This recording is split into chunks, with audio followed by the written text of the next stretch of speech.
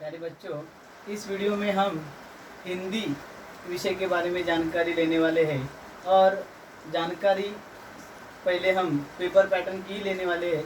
तो चलो देखते हैं। कक्षा 10वीं, विषय हिंदी लोक भारती, जिसे फुल हिंदी कहा जाता है। और आपके 10वीं के प्रश्न पत्रिका में विभाग 1 जो कि गद्य का रहता है और गद्य विभाग को 20 अंक रहते हैं। और आपके हिंदी के किताब में आपको 8 पाठ रहेंगे और ये 8 पाठ की आपको तैयारी अच्छे से करनी होगी। तो विभाग 1 गद्य में जो पहला प्रश्न है और पहले प्रश्न के अ में हम देखते हैं। पहले अ में पठित गद्यांश मीन्स व्हाट, सीन पैसेज, और उसको 8 अंक है। और उसमें पहला प्रश्न है आकलन कृति जो 2 अंकों के लिए है। दूसरा प्रश्न है आकलन कृति जो भी 2 अंकों के लिए। आकलन कृति मीन्स व्हाट बच्चों, कि संजाल पूर्ण कीजिए, सत्य असत्य लिखिए, 1 या 2 शब्दों में उत्तर लिखिए, जो कि आसान होते हैं प्रश्न के उत्तर लिखने के लिए और अच्छे से आपको समझ में आते हैं।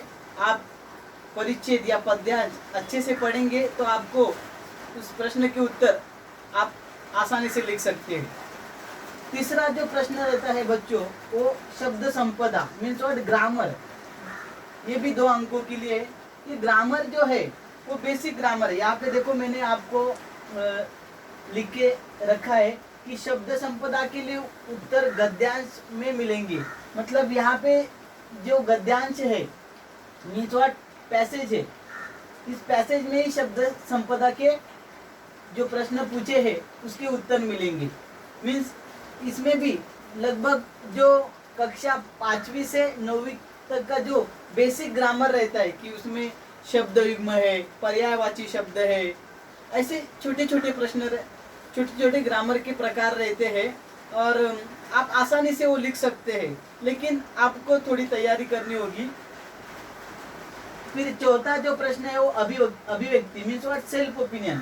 इसमें आपको अपने विचार, अपने ख्यालात लिखने हैं। उस प्रश्न के उत्तर लिखते समय आपको अपने विचार क्या है जो पूछा गया है उसके बारे में लिखना है। ऐसे कुल मिला के आपको प्रश्न 1 अ में जो पहला गद्यांश है उसमें 8 गुण आपको दिखाई देते हैं। उसी प्रकार प्रश्न 1 आ में भी पठित गद्यांश है, सीन पैसेज है, उसको भी 8 अंक है।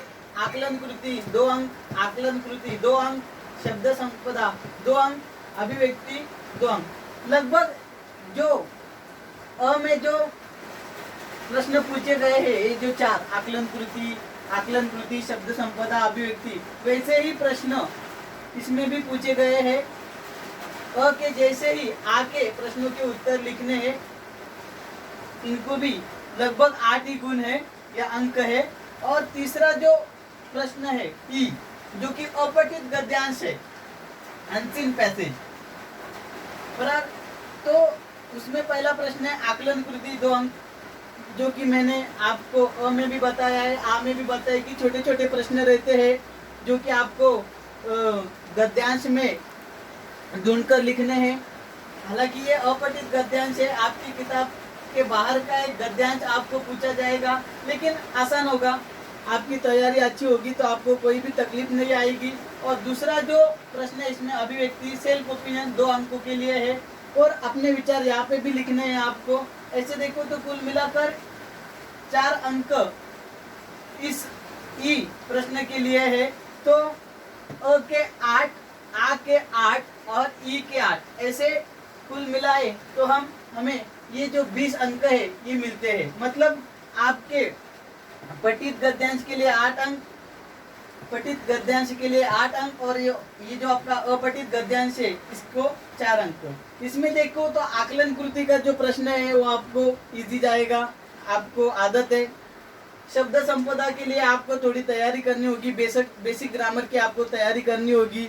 मैंने पहले भी कहा कि शब्द युग्म है, पर्यायवाची है, प्रत्ययुक्त शब्द है, विलोम शब्द है, ऐसे जो बेसिक ग्रामर है जो 5वीं कक्षा से 9वीं कक्षा तक जो आपने पढ़े हैं, प्रैक्टिस किए, उनकी थोड़ी और तैयारी करनी होगी। और रहता है अभिव्यक्ति। अभिव्यक्ति मतलब ये जो प्रश्न है आपको मराठी में भी स्वमत जैसे प्रश्न रहते हैं, वैसे ही अभिव्यक्ति सेल्फ ओपिनियन के जैसे ये प्रश्न रहते हैं। और देखो तो ये 20 अंकों में से आपको ज़्यादा से ज़्यादा अंक मिल सकते हैं।